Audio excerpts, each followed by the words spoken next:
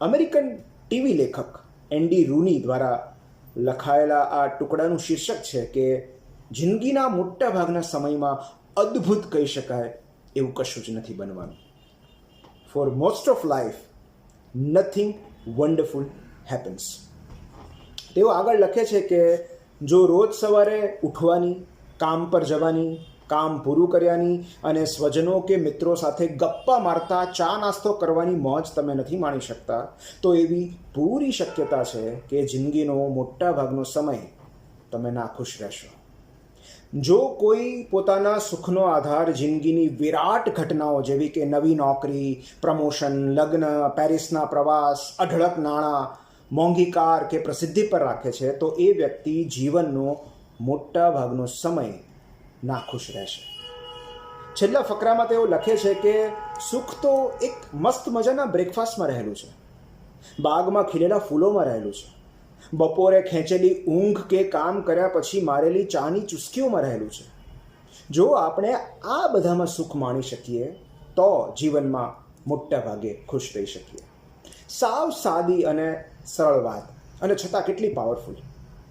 જન્મદિવસ, anniversary, hill સ્ટેશનના પ્રવાસ કે કોઈ વિરાટ ઉપલબ્ધિ જેવી લાઈફની વન્ડરફુલ ઇવેન્ટ્સ પર રાખેલો સુખનો મદાર કેટલો ક્ષણિક, તકલાદી અને છેતરામણો હોય છે.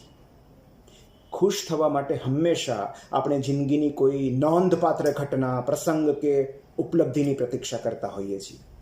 ક્યારેક એ સમય આવે પણ છે અને એ આવે ત્યારે આપણે ખુશ પણ થઈએ છીએ, પરંતુ જેને અદ્ભુત કહી શકાય એવા પ્રસંગો કેટલા. એનો અર્થ એ થયો કે વિરાટ ઘટનાઓ સાથે સહચર્યનો કોન્ટ્રાક્ટ કરી લેનારા આપણા આનંદની અવધિ કેટલી ટૂંકી હોય છે. જો અને જ્યારે તે અદ્ભુત પ્રસંગ આવશે તો અને ત્યારે જ એ આપણને ખુશ કરી શકશે એવી માન્યતા ધરાવનારા આપણે પછી મોટાભાગનો સમય નાખુશ કે અસંતુષ્ટ થઈને ફર્યા કરીએ છીએ. એન્ડી રૂનીનું આ લખાણ આપણને યાદ કરાવે છે કે જીવનનો અપ્રતિમ આનંદ રોજબરોજની સાધારણ લાગતી ક્ષણોમાં રહેલો હોય છે. અસાધારણ ક્ષણોનો પીછો કરવામાં આપણે ક્યારેક એટલા વ્યસ્ત થઈ જઈએ છીએ કે પ્રત્યેક સાધારણ પળમાં રહેલી મોજ ચૂકી જઈએ છીએ. વાસ્તવિકતા એ છે કે એક પણ ક્ષણ સામાન્ય નથી હોતી. બસ એ ક્ષણોમાં રહેલા સૂક્ષ્મ સુખને પારખી શકવાની આપણામાં આવડત નથી હોતી.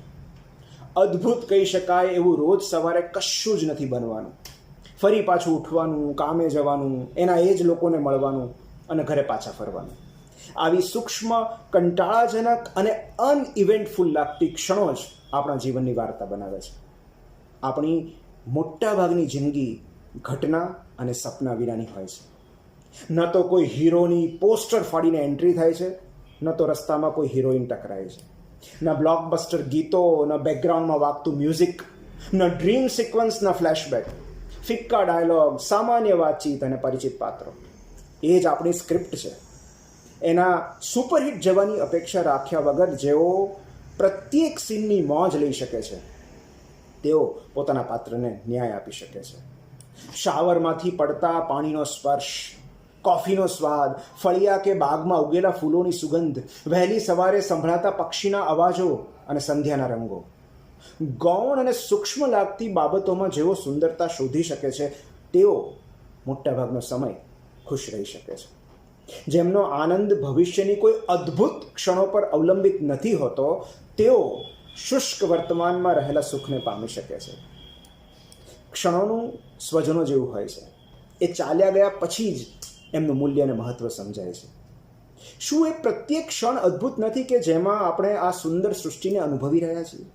આપણા માટે દરેક પળ સ્પેશિયલ છે, જેમાં આપણે પ્રિયજનો સાથે આ પૃથ્વી, ઘર, અન્ન કે દિવસ શેર કરી રહ્યા છીએ.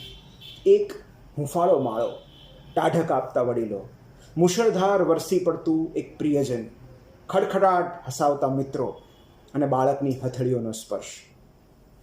જેમને આમાં કશું અદ્ભુત નથી લાગતું, તેઓ પોતાનું આખું જીવન કોઈ અદ્ભુત ઘટનાની ખોજમાં વિતાવી નાખે છે. અને એન્ડી રૂનીએ કહ્યા પ્રમાણે છૂટા છવાયા, રેન્ડમ, અનિયમિત અને અલ્પ આનંદના અમી છાંટણા સિવાય તેમના જીવનમાં અદ્ભુત કહી શકાય એવું કશું જ નથી બનતું.